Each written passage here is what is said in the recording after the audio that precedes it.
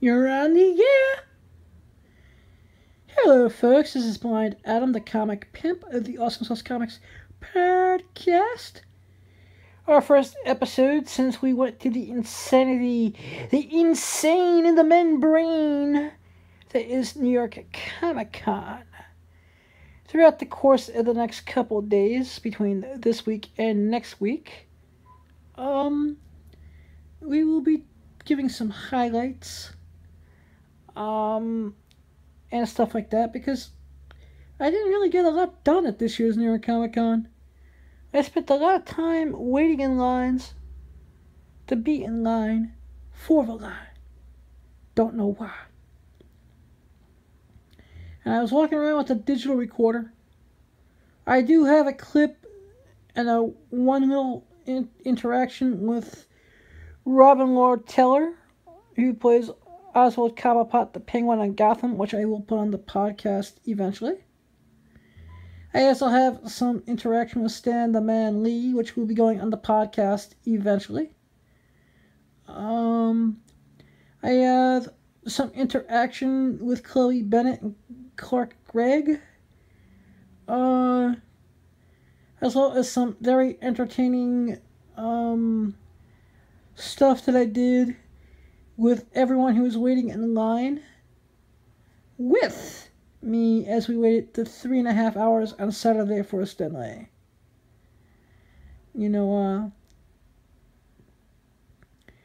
Of course, I want to say that Batman 1966 Return of the Caped Crusaders was awesome and amazing.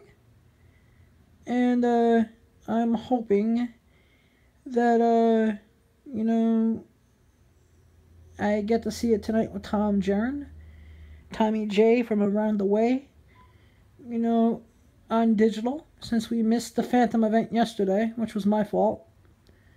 I had a beautiful, amazing, awesome birthday celebration with my family last night. Had some pizza, some ice cream cake.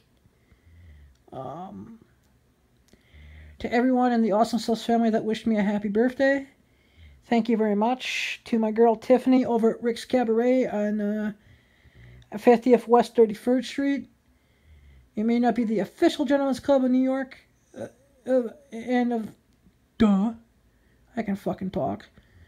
It may not be the official Gentleman's Club of the Awesome Sauce Comics podcast, but it is another great place that I go and hang out from every now and then. And I'd like to thank Tiffany for the birthday lap dance.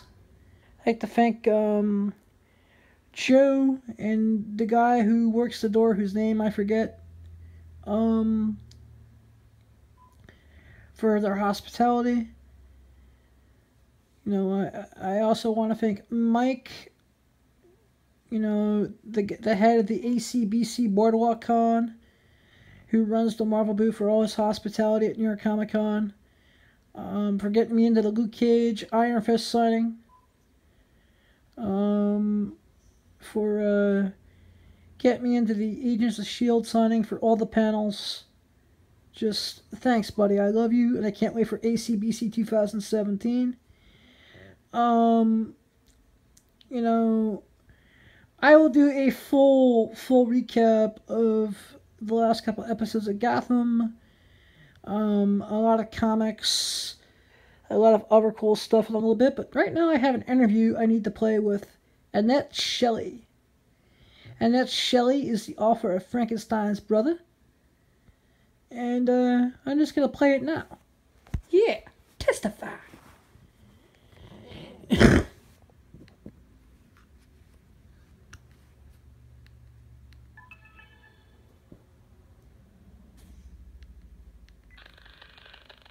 Good morning, folks. This is Blind Adam of the Awesome Sauce Comics podcast. I am here with Annette Shelley. Welcome to the show. Well, thanks for having me. Duke, what is this book about? what is this book about? I've got a couple of new, well, the books came out a year ago. I've got one called Frankinstein's Brother, which hopefully listeners will love this time of the year. Basically, I'm a fan of Mary Shelley, and I've done a lot of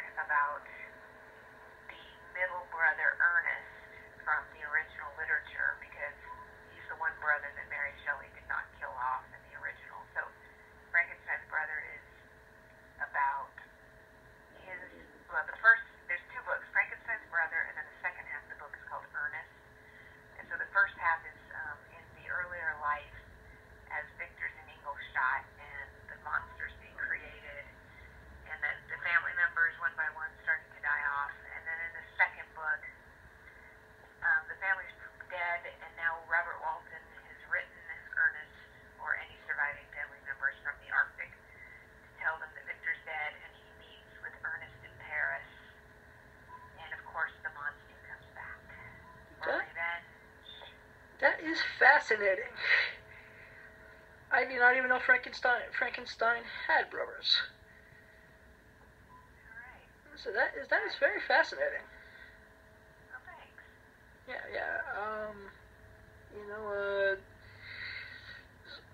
How did you come up? How did you come up? How did you come up with this idea? How did you come up with this idea? Well, several years ago, I know you go to a lot of comic cons, things like that. I go to those also. And I went to a big steampunk convention, which was totally awesome. And I had my costume on and everything. And they were, well, everybody's running around in their costumes. And then they had various lectures and talks and stuff like that. So somebody was in there giving a talk about the beginnings of steampunk, like this idea of Victorian science fiction, like if we lived in the Victorian times, like and we saw a laser beam, we would be like, wow, that's really cool. And so somebody was talking about that one of the original, in their opinion, one of the original steampunk novels really was Frankenstein, because they used the parts, they brought the thing back to life, and I thought, wow, that's really kind of an interesting take on things. And so Yeah. and to say the least. So I was at this thing all day. I got really sleepy, and also how like when you're in a hotel and it's freezing, so I was really, really cold. So I went out to my car, sit in my car and kind of warm up, and I fell asleep for a minute. And this sounds really weird, but this kind of just hit me in the head. I kind of think a lot about like where do people come up with creative ideas, and I really think in fiction, like a lot of times the stuff is just kind of being channeled from some higher dimension. So I don't know how to explain. No, I totally agree, because in the head. You do? yeah, just because I was walking around New York Comic Con last weekend, exhausted by Saturday afternoon, and all of a sudden, all these weird ideas were just popping in and out of my head. So I think they just come to you from whether it be the fifth dimension, another dimension, from whatever the next plane of existence is, whatever. So sometimes it just pops in. Exactly. I don't think, like, anybody who's writing fiction, like, or really anything that they write, I think they have to give credit to something that's beyond themselves, really, if they're being honest. And so in this case, I don't know what hit me in the head, Adam, but I just woke up and I went, I'm going to write a book called Frankinstein's Brother. And then I was going, and Mary Shelley wrote a book in 1818 that's considered one of the greatest horror novels of all times, and yet she forgot to even mention what happened to the middle brother, Ernest. And I didn't know his name at the time. I said, but what came to me was that there's a brother that she forgot to kill off, or she forgot to even, like, it would be nice if she just said, and he lived happily ever after, or whatever. No. And it's true. And so I went back, I researched this, and it is true. She literally didn't, she mentions him a couple little times, and then she just basically dropped the ball. Or did she, That's the thing, but I guess the middle child always does get the shaft. Exactly. You just gotta, yeah.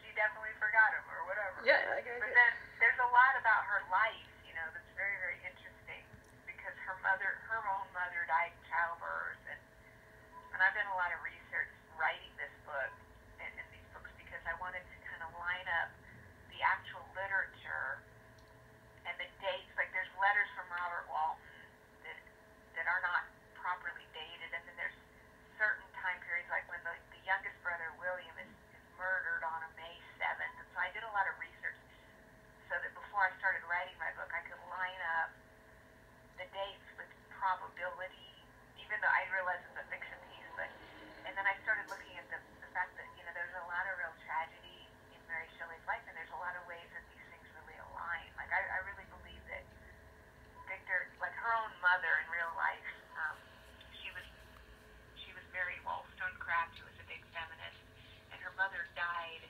about 10 days or so after giving birth to her of a fever, and the father kind of always resented her, and so there's a lot of theories floating around about, like, of course, yes, inspiration got to have a part of them. Like her own mother called her a monster. So some people say that the Frankenstein monster represents the way she felt about herself and things like that. So anyway, it was just very interesting. And I really, at the time, I could not believe that this came to me so clearly. And so I literally just sat in a room for several months and just kind of brought this thing through. But I definitely acknowledge that I definitely did not write this.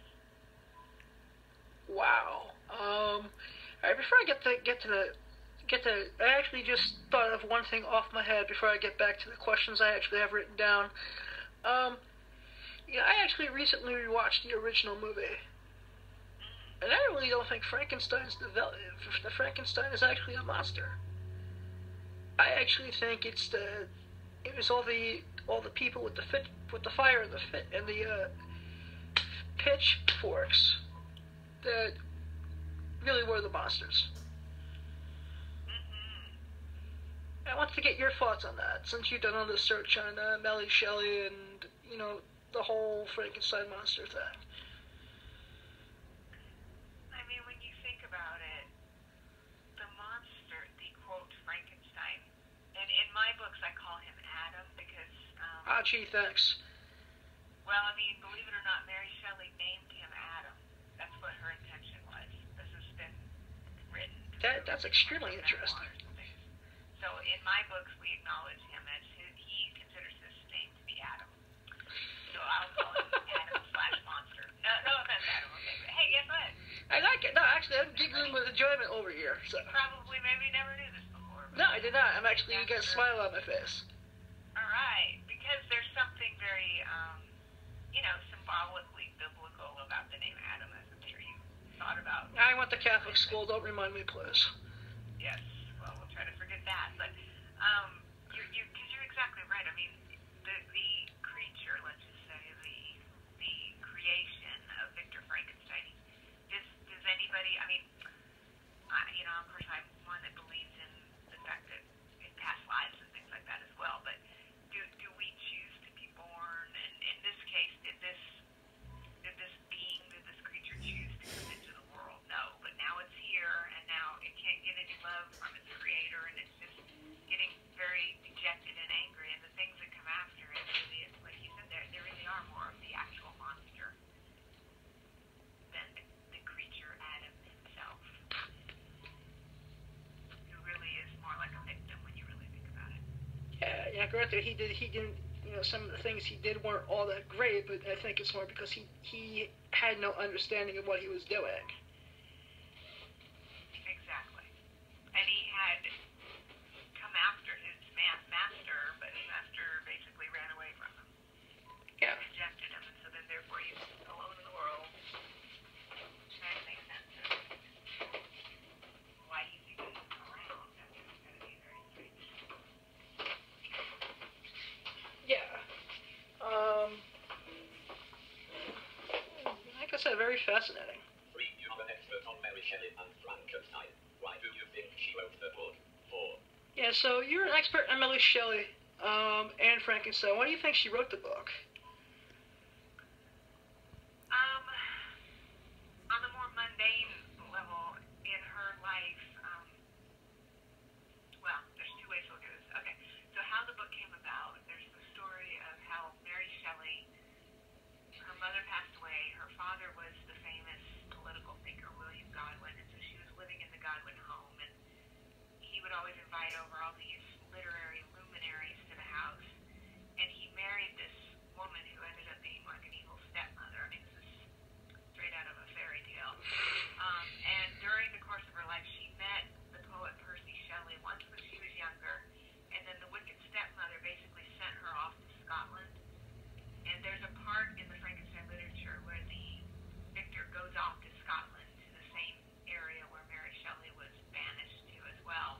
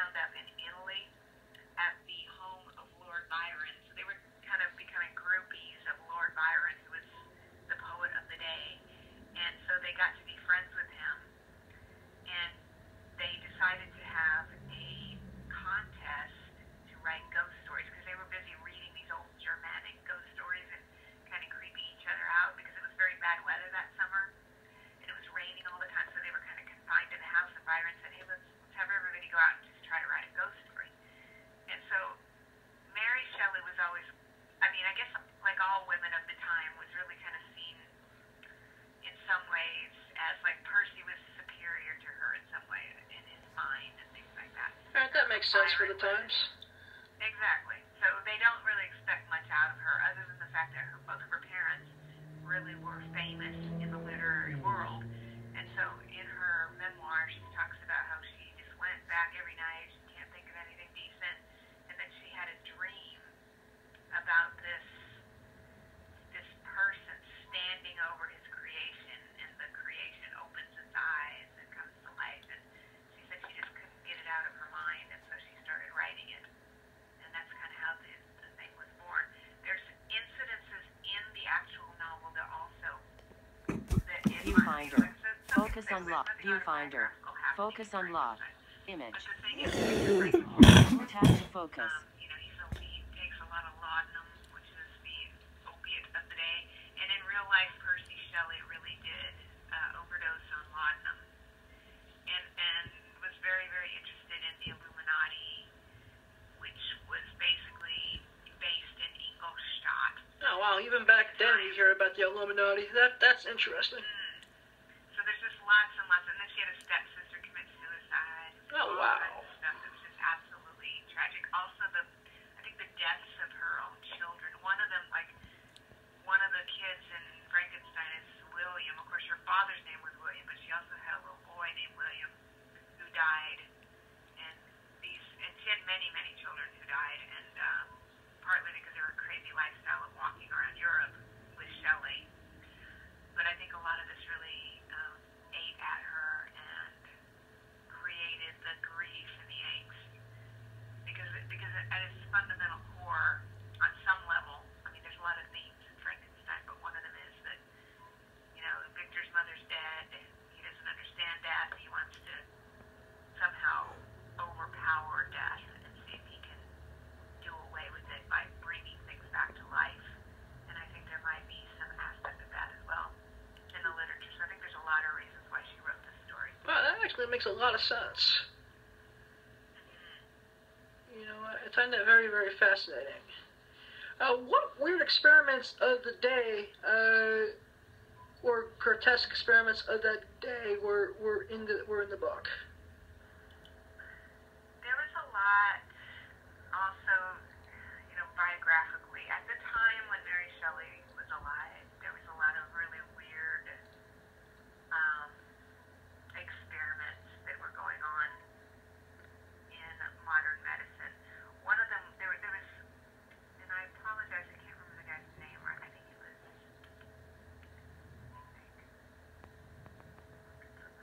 there was a guy named Conrad Dipple, who was doing really gruesome experiments.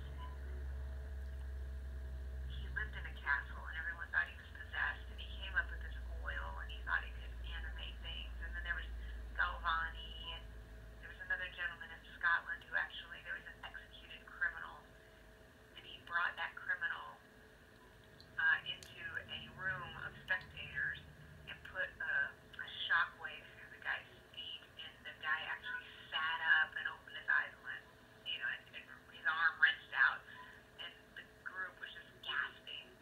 And I think that Mary Shelley, according to the records, Percy Shelley was really into this stuff, so he kind of drug her around as she was seeing a lot of these very, very grisly experiments that were taking place. And so, I mean, there was actual, similar to the way you see Frankenstein sit up on his bed. I think she's probably the actual witness to some of that. And also during the elopement with Shelley, she floated down the Rhine River in Germany, and there really is a Frankenstein castle there. Get out of here. Really? The castle, yeah. Years ago, I went to Germany when I was a kid, and we actually saw it also from a distance. I didn't go in it or anything. But so she could have gotten the name of the people just by the castle that she floated by in Germany, even though this story of Frankenstein actually takes place in Geneva, but Geneva is right around the area where Byron and them were hanging out for the summer, very near Geneva, Switzerland, which is where the Frankenstein novel is set. Wow. Wow. Yes. So there's just a lot. I mean, this is all very, very, very fascinating. Where can people find your books? Amazon.com has Frankinsten's brother and Ernest. And then also, I'm really, really excited. These books are also available on Audible now. Nice. And I love audiobooks, and I know you can definitely appreciate audiobooks. The performance by the Stephen Shedra on Frankinstein's brother and Ernest is absolutely phenomenal. He has brought these characters to life in exactly the way that I would have wanted, and I love it. And so those are on Audible. And people, I love audiobooks. I love when you've got a great narrator just doing a performance. It makes you feel like It really takes you away. It really, really does, and he did an amazing job. Yeah, for me, you'll appreciate this. For nonfiction stuff, I prefer to use my fingers. For fictional books, nothing like the human voice, if it's done well. I'll give Audible one free plug. They do great stuff. They do. I'm with you though. It has to be a great narrator, because in the first few minutes, if I'm not feeling it, then I really can't get going on it. So. Yeah. Everyone's like wah wah wah wah wah. Like the Charlie Brown teacher voice. Wah wah wah. Yeah. Oh, and one more thing. I've got a science fiction series that I want to mention to your listeners. It might be something they're into. I also write for Ecstasy Books, and I have this. At the time when I started the series, it's called Beyond 2012. It's about Earth in 3033, and it's got reptilians and things like that. So there's several books in the series, and the fourth one, called The Queen's Lovers, has just come out, and that one is also available on Amazon. Nice. People can get on my Amazon author page and see these as well. But unfortunately, my friend, all of my other books are still only in print. So That's okay. On it. That's okay.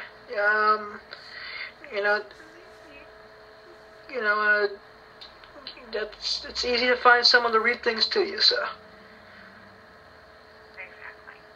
Just find someone who likes to read. You find someone who's up-and-coming actor or actress who does volunteer reading. Just like, hey, this isn't audio or brilliant. Read this to me, please. Plus a lot of facilities for the blind have libraries for the blind with volunteer readers. Oh, that's great. For that. But for everyone else, I highly recommend going to Annette Shelley's Amazon author page. Do you have a website, Facebook, anything like that? Yeah, I've got a website, annet&adam.com. Right now, it's pointing at the Amazon author page, and it's ANNETTESHELLEY.com. It's like Mary Shelley. Nice. Very, very, very, very awesome. I thank you for your time. Adam, I thank you for having me on the show. And like I said, now you know, hey, you're named after Frankenstein's monster. I mean, what is cooler than that? That is pretty cool. I wish I knew that about maybe, 30 some odd years ago, back when I was in CCD, when I had to get tortured every time we had to learn about Adam and Eve. It was torture for 4 years having to learn about Adam and Eve. To the point where one year the nun just took me up ahead of time. And she's like, we're going to start the Adam and Eve thing. We don't want to see you get into another fist fight. You're going to sit out here today. It's like, okay, thank you. Yeah, I was not. People are recovering from their upbringing. You know what though? I was at New York Comic Con. I was talking to a friend of mine about this. I was like, I wish we had all these, laws for anti-bullying in place now that we have now. It's just different times.